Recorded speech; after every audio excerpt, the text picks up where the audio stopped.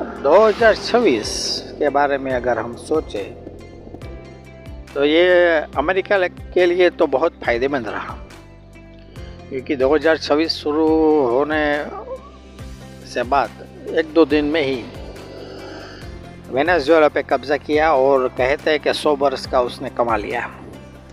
यानी कि ऑयल पे भी उसका कंट्रोलिंग हो गया, सोना भी वो लेके चले गए और मल्टीनेशनल कंपनी 15 जैसी उसका इस्टेब्लिशमेंट अब वेनेजुएला में होगा। तो एक कमाई का साधन हो गया अमेरिका के लिए। दूसरा, उसने कॉन्ट्रैक्ट किया इंडिया के साथ, यानी कि डील की, कहते हैं कि वो भी 500 बिलियन जैसा था। और तीसरा, अभी हाल में अमेरिका ने यूएई को लगभग ऐसा कहते हैं कि 23.5 बिलियन डॉलर्स के वेपन्स का सौदा किया है। तो ये लोग के लिए तो 2026 फायदेमंद रहा, लेकिन वर्ल्ड के लिए ये बड़ी मुसीबत का कारण बन गया है। यानी कि पूरा विश्व घाटे में चल रहा है, लेकिन अमेरिका के लिए तो ये फायदेमंद है।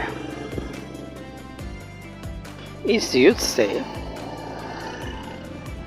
जो दुबई में ऐसी इंफॉर्मेशन यानी कि ऐसे वीडियो मैंने सुने, तो वह कहते हैं कि मार्केट 30% गिर गया, 40% गिर गया जो रियल एस्टेट का है। गोल्ड में भी इतना % गिर गया, सिल्वर में भी इतना % गिर गया। तो अब इन्वेस्टर क्या सोचेंगे?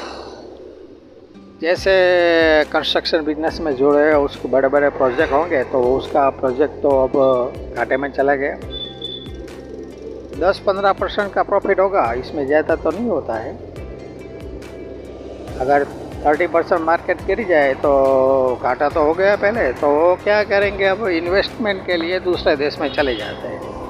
बड़े जो इन्वेस्टर होते हैं, बड़े इन्वेस्टर सोचेंगे कि ये सब पैसा ट्रांसफ़र करेंगे, और ट्रांसफ़र करने का सोचा कि भाई कहाँ पे सिक्योर रहेगा। तो भारत में इसका ऐसा सोचा है, भारत में वो इंटरेस्टेड है। तो ऐसा सब सोचते हैं कि $1 ट्रिलियन तक का इन्वेस्टमेंट भारत में आएगा। तो देखते हैं फ्यूचर में मोदी जी को इन्वेस्टमेंट मिलेंगे।